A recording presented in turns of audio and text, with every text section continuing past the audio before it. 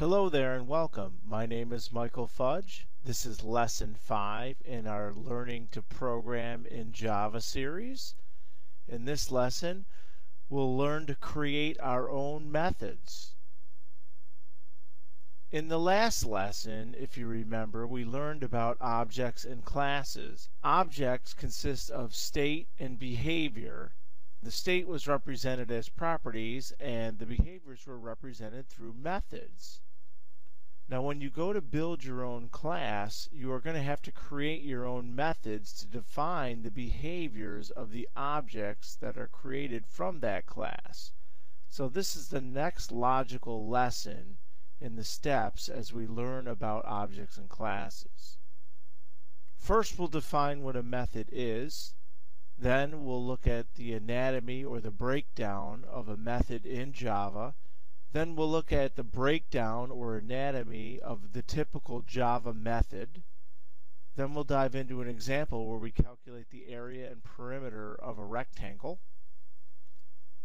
Then after that, we'll talk a little bit about variable scope and lifetime and how variables are sent in and out of methods through the parameter list. First, what is a method? A method is nothing more than a section of code. The code that we write in the method can be reused, so we can write it once and run it as many times as we want. When you run a method, it's called a call.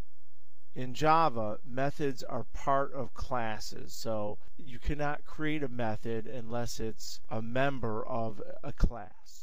And static methods can be called without declaring the object of the class first. And you've seen this in examples when we use system.out.print, for example.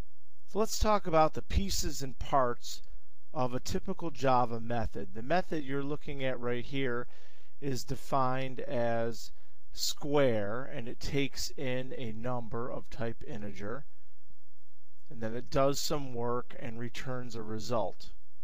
The word public is what's called the access modifier of the method. Usually methods are either public or private. Public methods of a class are accessible through the object. Private methods of a class are only available inside the class itself. Static is a declaration. You can either include static or not. When you include static in your method, what you're saying is you can use the method without declaring an object of the class. If you leave static off, you're saying in order to use that method, you must first define an object and then access the method from the object using the dot operator or the period operator. This is the data type that the method returns. The data type that is returned by the method is always next to the name of the method, which is right here. So the name of the method is square and it returns an int. In the parentheses after the name of the method, we put one or more parameters. These parameters look like variable declarations, but actually what they are is a contract. It's a promise. You're saying that in order to satisfy the method square, you have to give it an integer. I'm going to give that integer an arbitrary name called number. Then we have your usual beginning and ending braces that mark the block that creates the body of the method. Inside the beginning and ending brace is all the code necessary to satisfy the logic associated with the method name. You can see inside this method I'm using number in the first line of code. That number is not necessarily a variable, but it's a parameter that comes into the method. When you go to call or access the method, you're going to give it a value, and that's the value that's going to get replaced with the word number when the method runs. Every method that has a return type needs a return statement, and the return statement is usually the last statement in the method. You can see in my method here I'm returning the variable result. Okay, let's take a look at our first demo. In this first demo, we will write a program that calculates the area and perimeter of a rectangle, but we will write two methods, one called rectangle area and the other one called rectangle perimeter, and those methods are going to be the mechanism by which we calculate the area and the perimeter of that rectangle. Let's get started. Well, here I am in the NetBeans IDE, and I've created a new project called Method Basics, which will take us through the basics of how to create the two methods that we described to calculate the area and perimeter of a rectangle. And if you notice right now, my cursor is blinking on line 7 inside a method. That method, the name of that method is main. It returns void, which means it returns nothing. It's a static method, which means I do not need to declare an object of the class method basics in order to use this method.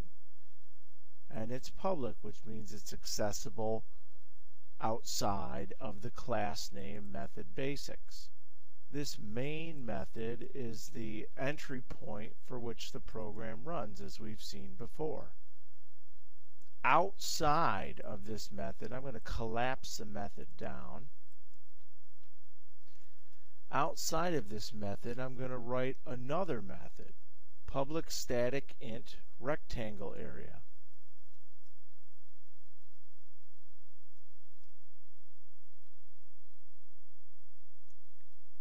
And my method is going to take two parameters. It's going to take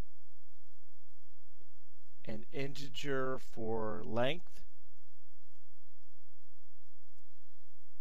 and another integer for width. And I'm just going to give them the arbitrary names sum length, sum width. I need to declare this method as static because it's inside the main class here, method basics, and I want to be able to use it without declaring an object from the class method basics. It's redlining here because I am not returning a value. Anytime you have a return type, you need to return a value, so that's why it's complaining. I'll get there. Alright, so let's write some code to do this. I'm simply going to return sum length times sum width. Likewise, let me write a method that does perimeter.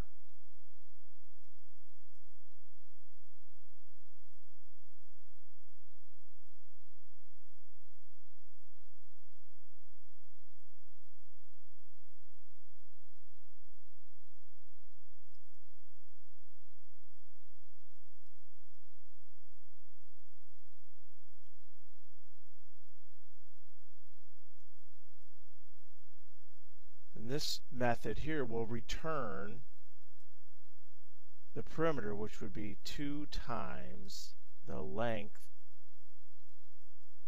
plus the width. It should be noted that the words sum length and sum width are completely arbitrary. I don't have to use this. I could just say x and y here, and then just replace this with x and y here. However, you want to make sure that you name your method parameters in a meaningful way so that the caller or the user of your method understands what your expectations are. So that's why I chose to use sum length and sum width. What I'm trying to tell the person that's going to use this function is that you need to give me some arbitrary length and some arbitrary width as integers. Oh, I spelled perimeter wrong. Okay, let's go back up to our main method now. and let's write some code to try out our function. So I could do something like this. In the very simplest example, I could say system out println rectangle area, and I need to give it some length, how's 5, and some width.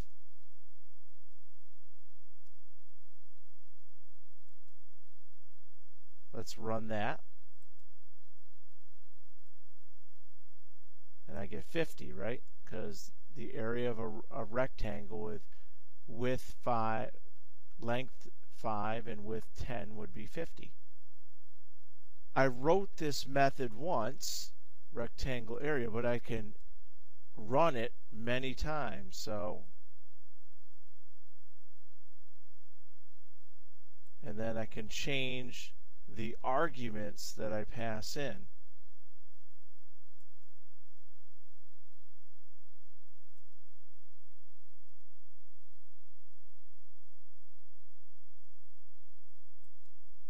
So the first rectangle area is 50, the second one is 42, and the third is 3. It should be noted that when you define the method, these things that you pass in are called parameters, but when you run the method, the things you pass in are called arguments. Arguments are always real values, so they're either what's inside of a variable or a constant value that satisfies the data type that the method is requiring as part of its contract. One thing to note is my program doesn't have any syntax errors, but I could have made semantic errors. Like, for example, what if I said the rectangle's area is some length plus some width? That wouldn't be right. That's not the proper formula for the area of a rectangle. This gives me a chance to talk about a concept that we'll cover in a couple of lessons called unit testing, where you find a way to write code to verify that the method that you wrote is indeed working correctly. That is, it does not have any semantic errors in it. For now, let's just write it the correct way and assume that it has no bugs. And let's erase out the main method body and write a full program to use these two methods. So let's start out with a variable.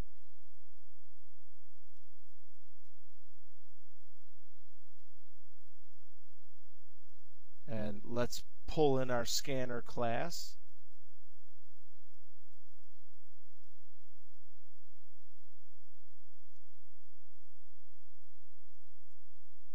And then I'll hit Control-Shift-I to fix my import.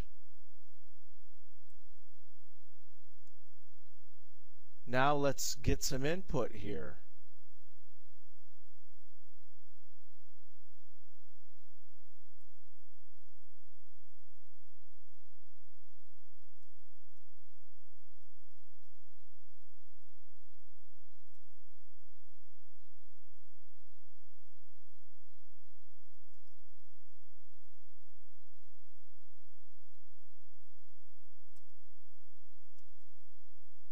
And we'll repeat this for width.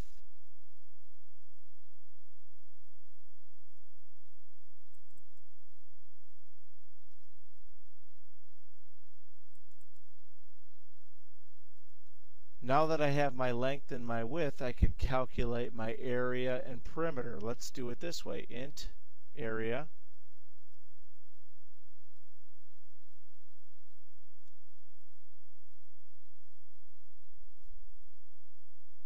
length width.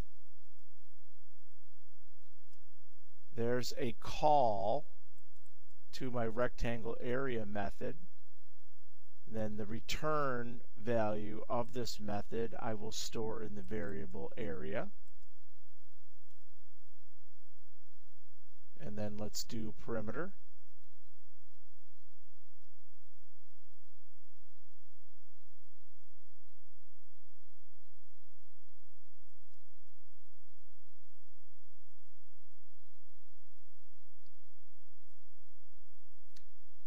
Now let's print out our area and perimeter.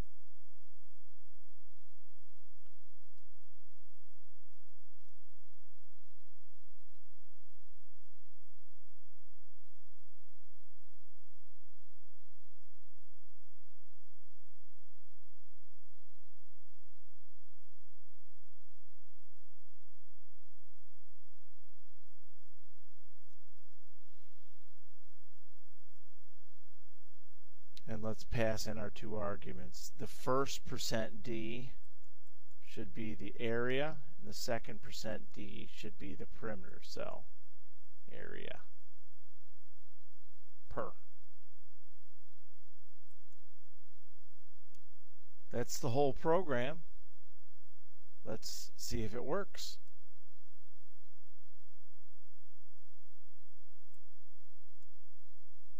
Enter the length, 5. Enter the width, 6. Area 30, perimeter 22. Does that make sense? So 6 plus 5 is 11, times 2 is 22. Yep, 6 times 5 is 30. Looks like I did it right. Well, that was our brief introduction to methods in Java. But now we need to kind of take a step back and answer a really important question. What is really happening here? What we want to do is understand exactly what this is doing and how it is doing it. Knowing this will make you a much better programmer than just kind of forming your own model of how it works. Let's do an example. As you can see, I've started a new project. The name of this project is Variable Scope. And I've created a function or method, if you will, called sayHello,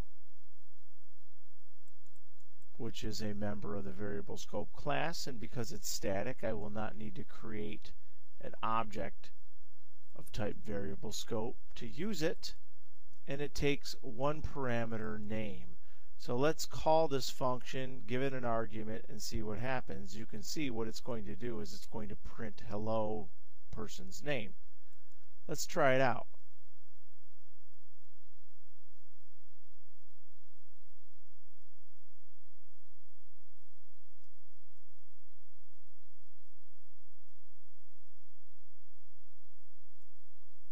So if all things work as expected, this should say hello Mike and then hello Dave on the next line. Let's give it a run. Hello Mike, hello Dave. Looks good. Now let me see if I can kind of throw you through a loop here. What if I said string name is Mike? And then I pass into the hello method the argument name. This should still say hello Mike and hello Dave, right?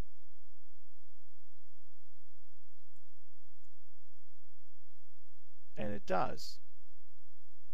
What if I were to go below system out printf here on line 12 and add a line that says name is Tony, and then rather than print Dave, I'm going to print name once and then name twice. So first of all, name is Mike, then I say hello Mike, then I go down here, this will print out hello Mike, then it's going to change the name to Tony, then it's going to go back up here and say hello again, then it's going to go down here. The question is, the second time, is it going to print Tony or is it going to print Mike? Well, let's run it and find out what happens. It says hello Mike twice. So you might be saying, well, if it has a if it's name here and it's name there, how can it not be the same name? They have the same variable name. And this is the first real important lesson you want to understand, is that when you define a variable, the variable only lives within its block. So you can see this block here. This variable only exists within this block. When I call say hello and I pass in name, I'm not passing in the variable name. I'm passing in the value of the variable name. So when I say hello name, I'm really saying the same thing as saying say hello Mike, because that's the value of name. So then when I get down here, name has the value Mike, and then this printf uses Mike, and then I change that value to Tony, but then because this variable here only exists within this block, by the time I reach this statement, which returns me back up here into this method, this version of name no longer exists.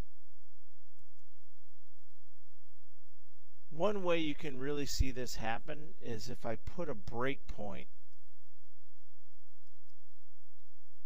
on line 14, the line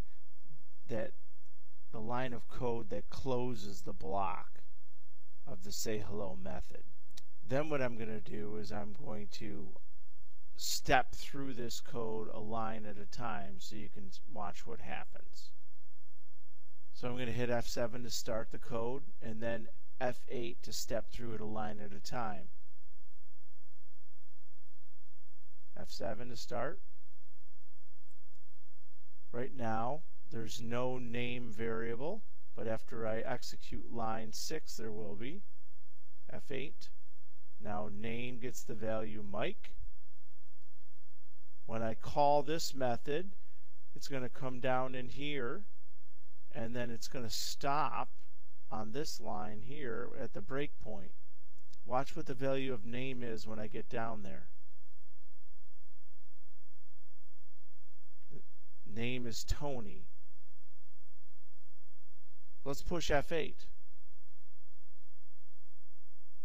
Now name is back to Mike. It's not the same name. Every time you create a method, the block inside the method can have variables of the same name as another block, because they're just arbitrary values, and they only exist within the begin and end braces of the block. I'm going to modify this code, and I'm going to ask you to take a guess what it's going to do. So imagine if I put this back to name, and then place name Bill down here, and then get rid of Tony here, and let's remove our breakpoint. Now what do you think this program is going to do? Let's see. It's going to set name to Mike. It's going to say hello Mike. It's going to set name to Bill. It's going to say hello to Bill, right?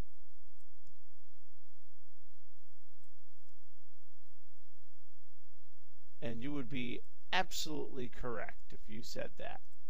Now what if I go down here and set name to George? What is this program going to do? Is it going to say hello Mike, hello Bill? Or is it going to say hello George, hello George? Let's take a run. It says hello George, hello George. And what is happening here is you're passing in the value Mike into say hello, and then it comes down here and says I'm going to make a variable called name that's going to exist from here to here, and it's going to have the value to start out Mike, and then I'm going to set that value to George, and then I'm going to say hello George. Then when I go here, name dies, I come back up here, but in this block a different copy of name still exists. That name I'm going to set to Bill. Then I'm going to call say hello again with Bill. I'm going to come down here, string name is Bill, then I'm going to set it to George, Then I'm going to print hello George. Then this version of name dies and I come back up here.